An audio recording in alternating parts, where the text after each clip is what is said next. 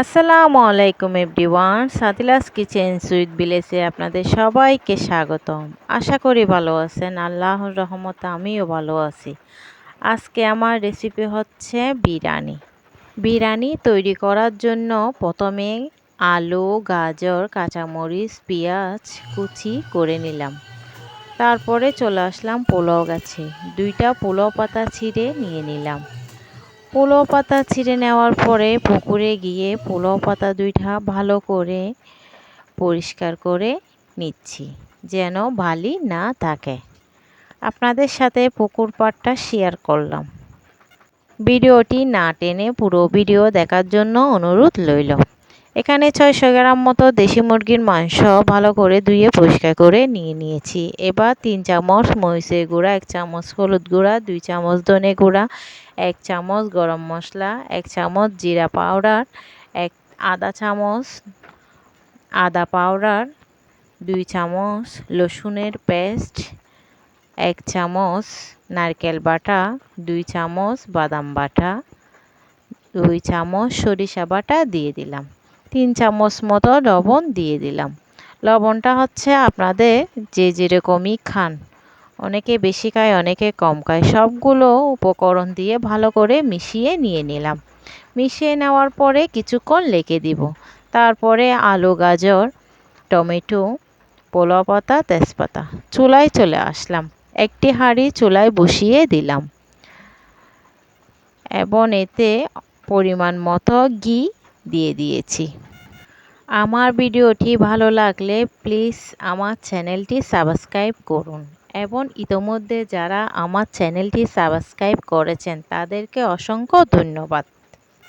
আর যারা এখনও আমার চ্যানেলটি সাবস্ক্রাইব করেননি প্লিজ সাবস্ক্রাইব করুন এবং আমার রেসিপিটি কেমন হয়েছে কমেন্ট করে জানাবেন।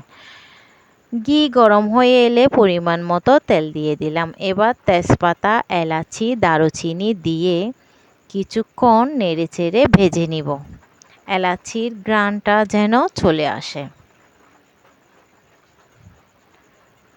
মিনিট খানিক ভেজে নেওয়ার পরে আমি 4টি পেঁয়াজ কুচি দিয়ে দিব।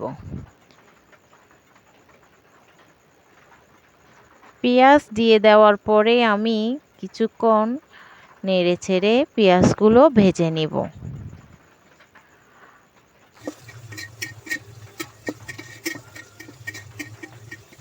2-3 মিনিট মতো পেঁয়াজগুলো ভেজে নিব। পেঁয়াজ ভাজা হয়ে গেলে এখন মুরগির মাংসগুলো দিয়ে দিব। মুরগির মাংসগুলো দিয়ে দেওয়ার পরে কিছুক্ষণ নেড়েচেড়ে কষিয়ে নিব। জানি না আমার সাউন্ডটা কিভাবে শোনা যাচ্ছে, বাইরে বৃষ্টি হচ্ছে, বৃষ্টির শব্দটাও হয়তো আমার সাউন্ডের সাথে অ্যাড হয়ে গেছে। অল্প পরিমাণ পানি দিয়ে 5 মিনিট মতো মাংসগুলো কষিয়ে নিব।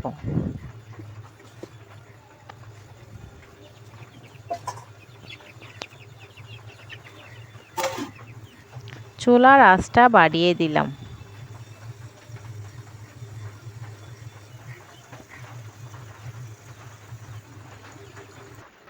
পাঁচ মিনিট পর চলে আসলাম। মাংসগুলো কষানোর পরে আবারও একটু করে পানি দিয়ে আলু আর গাজর দিয়ে দিব।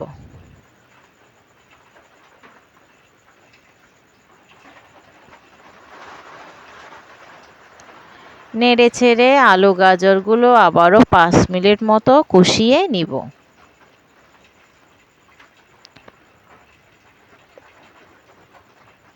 কষানো হয়ে গেলে নেড়েচেড়ে নিচ্ছি যেন লেগে না যায়। এখন 600 গ্রাম মতো চাল দিয়ে দিব। চালগুলো দিয়ে দেওয়ার পরে 3 মিনিট মতো নেড়েচেড়ে ভেজে নিব। আপনারা চাইলে মাংস, আলু, হলুদ আর লবণ দিয়ে আগে ভেজে নিয়ে বিরিয়ানিটা রান্না করতে পারেন।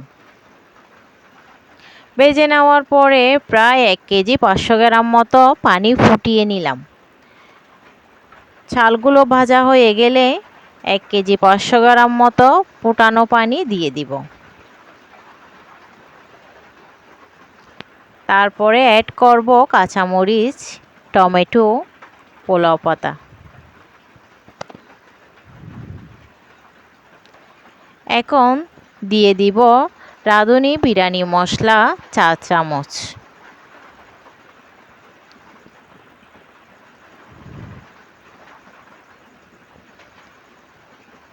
দিয়ে প্রায় 5 থেকে 6 মিনিট মতো অপেক্ষা করব।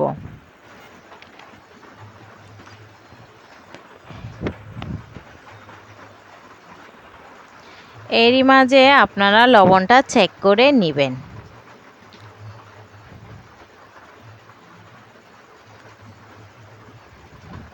পাঁচ মিনিট পর চাল অনেকটাই পানি শুষিয়ে নিয়েছে। এখন 2 চামচ মতো লেবুর রস অ্যাড করে নিব।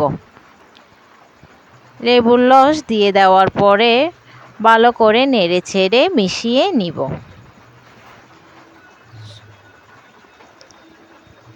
বাকি পানিটুকু চুষিয়ে নিবে।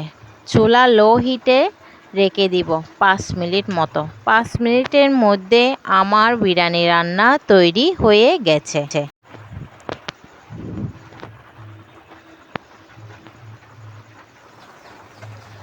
আশা করি আপনাদের ভালো লাগবে।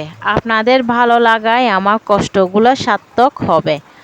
আমার রেসিপিটি কেমন হয়েছে প্লিজ কমেন্ট করে জানাবেন। আর এই রেসিপিটি ফলো করে আপনারাও ঘরে বিরিয়ানি রান্না করে খেতে পারেন।